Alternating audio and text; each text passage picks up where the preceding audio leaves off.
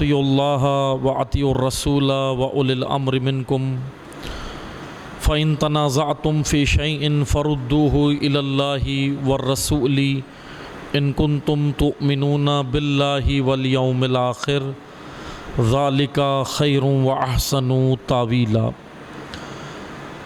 اما بعد، بندگان خدا، آپ سب کو اور اپنے نفس کو میں تقوی الہی کی وصیت کرتا ہوں، تقوی الہی کی نصیحت کرتا ہوں اور تقوی الہی کی جانب آپ سب کو اور اپنے نفس کو تقوی الہی کی جانب دعوت دیتا ہوں۔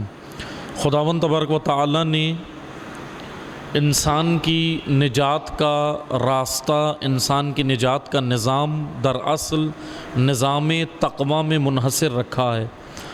تقوی اصول زندگی ہے، تقوی قانون زندگی ہے، اور تقوی وہ آئین اور کانسٹیٹیوشن ہے خداوند تبارک و تعالی کی جانب سے مقرر کردہ، جو بشر کی نجات کے لیے خدا نے قانون بنایا، اسے قرآن کی نگاہ میں تقوی کہتے ہیں۔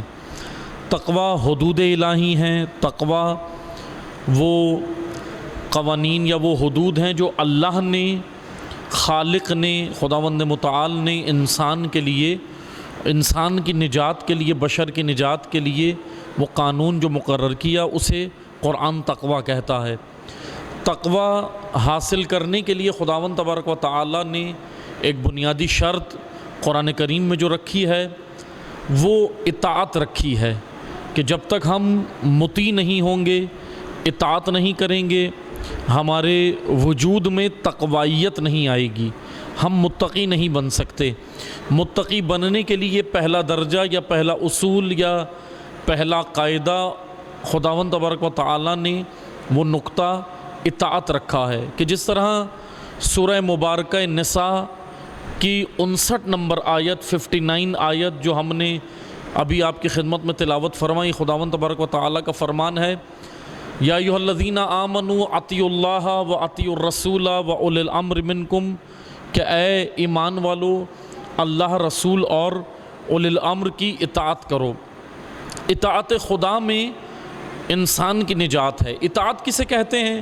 میں اطاعت کی وضاحت کر دوں۔ اطاعت لفظ تو سے ہے، میں لفظ کی وضاحت کرتا ہوں تاکہ ہمیں اطاعت پتہ چل جائے۔ تو واو عین تو، اطاعت سے اطاعت لفظ تو سے نکلا ہے، اور تو یا طوعا عربی زبان میں رغبت، رضا اور مرضی کے ساتھ کسی چیز کے قبول کرنے کو کہتے ہیں، ایکسیپٹ کرنے کو کہتے ہیں، مگر رغبت کے ساتھ۔ دو طرح سے ہم کسی بھی پیغام کو، کسی بھی فرمان کو ہم دو طرح سے قبول کرتے ہیں، یا تو رغبت کے ساتھ قبول کرتے ہیں یا اکتاہٹ کے ساتھ قبول کرتے ہیں۔ قبول کرنے کے دو حالتیں ہیں، قبول کرنے کی دو کیفیتیں ہیں۔ مثلا اگر باپ بچوں کو حکم دیتا ہے، باپ بیٹے کو کوئی حکم دیتا ہے، کوئی بات کہتا ہے، کوئی فرمان جاری کرتا ہے، تو اس وقت بیٹا دو طرح کے رویے رکھتا ہے، یا تو اس فرمان کو اکتاہٹ کے ساتھ قبول کرے گا یا اس فرمان کو رغبت کے ساتھ قبول کرے گا۔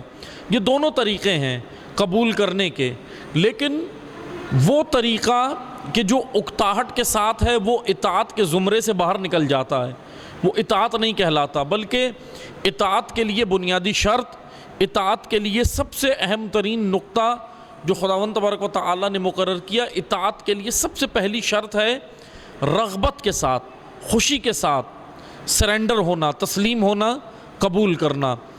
اطاعت تمام ائمہ اہل بیت علیہم السلام کی آرزو ہے جو انہوں نے اپنے پیروکاروں سے کی ہے، جیسے کہ نہج البلاغہ میں امیر المومنین علی ابن ابی طالب علیہ الصلاۃ والسلام، اللہم صلی علی محمد وآل محمد، نہج البلاغہ میں امیر المومنین کے متعدد خطبات ہیں، کئی خطبات ہیں کہ جس میں امیر المومنین نے اپنے پیروکاروں کو، اپنے چاہنے والوں کو فرمان دیا اطاعت کا، کہ میں آپ کو دو جملوں میں امیر المومنین کی یہاں ایک اور کلام کی وضاحت کر دوں۔ امیر المومنین علیہ السلام نہج البلاغہ میں ہی ایک مقام پر فرماتے ہیں کہ اے بندگان خدا، اے لوگوں، یہ خطاب امیر المومنین کا صرف 40 ہجری کے لوگوں سے ہی نہیں ہے، 38 ہجری کے لوگوں ہی سے نہیں ہے، بلکہ یہ خطاب امیر المومنین کا تا قیامت آنے والی ہر نسل سے امیر المومنین کا یہ خطاب ہے۔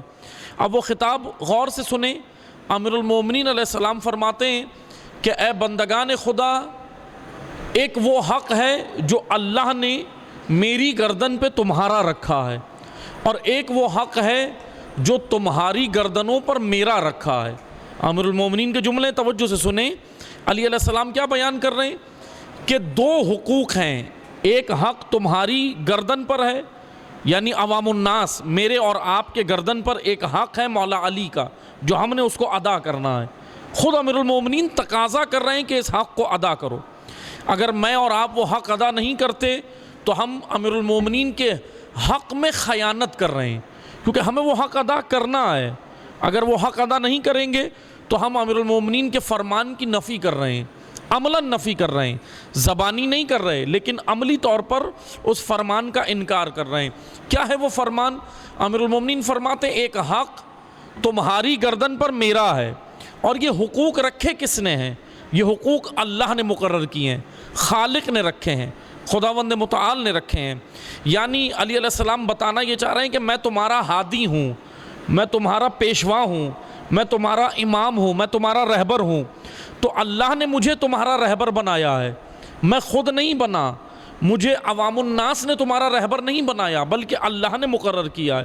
امیر المومنین کو ہمارا رہبر، امام، پیشوا اللہ نے بنایا ہے۔ تو علی علیہ السلام یہاں پر یہی بتانا چاہ رہے ہیں کہ ایک حق میری گردن پر تمہارا ہے جو اللہ نے رکھا ہے، اللہ نے مقرر کیا ہے، اور ایک حق تمہاری گردنوں پر میرا ہے جو میں تم سے تقاضا کر رہا ہوں وہ ادا کرو، یہ بھی اللہ نے رکھا ہے۔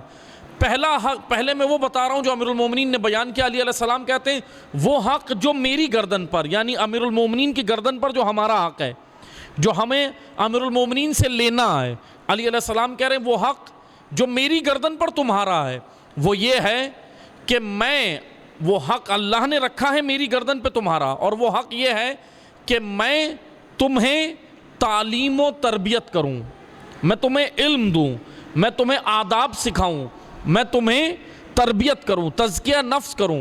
یہ حق امیر المومنین کی گردن پر اللہ نے رکھا ہے کہ اے علی، آپ نے امت کی اصلاح کرنی ہے، امت کو تعلیم دینی ہے، امت کی تربیت کرنی ہے، امت کے کو آداب سکھانے ہیں۔ اور یقین جانے امیر المومنین وہ ہستی ہے کہ جس نے اپنا حق ادا کر دیا، کوئی کسر نہیں چھوڑی، یعنی امیر المومنین نے کوئی کسر نہیں چھوڑی، حق ادا کیا ہے، احسن طریقے سے حق ادا کیا۔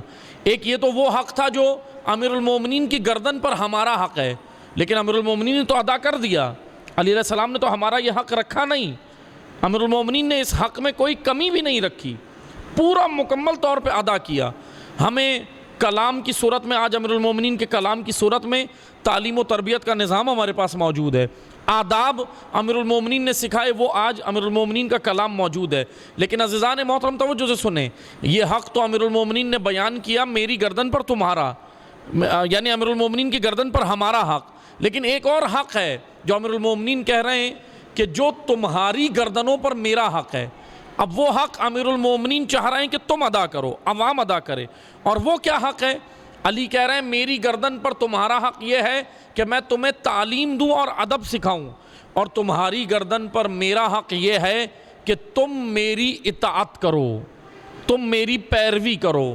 اسی نقطے کی جانب مجھے آپ کو لانا تھا عزیزان محترم، جو میں نے آیت تلاوت کی کہ یا ایھا الذین آمنوا اطیعوا اللہ واطیعوا الرسول واولی الامر منکم، کہ اطاعت کرو اولی الامر کی، اطاعت کے اندر ہماری نجات ہے۔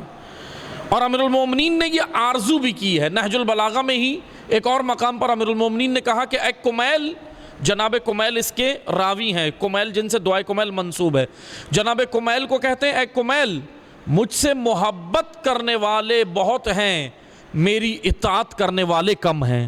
اطاعت عزیزان محترم، امیر المومنین کی آرزو اطاعت ہے، اور اسی اطاعت کے ذریعے سے ہم باتقویٰ بن سکتے ہیں، اسی اطاعت کے ذریعے سے ہم قانون تقویٰ کے دائرے میں آ سکتے ہیں۔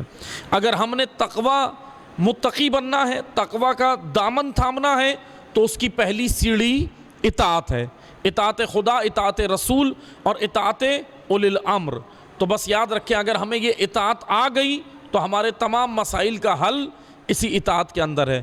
دعا کرتے ہیں اللہ تعالی ہمیں حقیقتاً اطاعت خدا، اطاعت رسول اور اطاعت اولی الامر کی توفیق عطا فرمائے۔ بسم اللہ الرحمن الرحیم، انا اعطیناک الکوثر فصل لربک وانحر ان شانئک هو الابتر۔